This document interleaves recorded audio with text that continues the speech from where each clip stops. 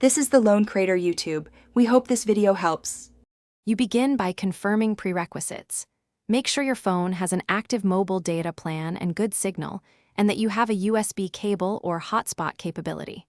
Once done, connect the phone to your Acer with USB or enable the phone's Wi-Fi hotspot. USB tends to be simpler and faster. Make sure Windows recognizes the device if it asks. Allow tethering or install drivers. This step gets your hardware talking, so the operating system can assign an internet connection. Once tethering is enabled, check your Acer.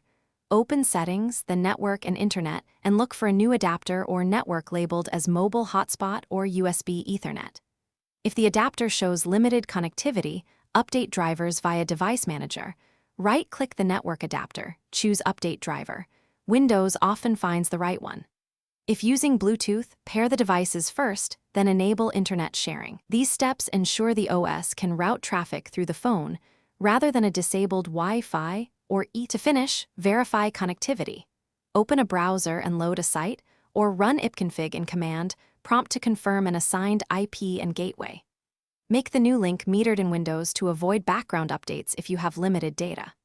If things go wrong, restart phone and Acer, reinstall the USB or mobile broadband driver, and verify the phone's APN and tethering permissions with your carrier.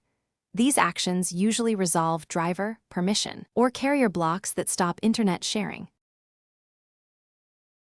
Thanks for watching. Consider subscribing if we helped you.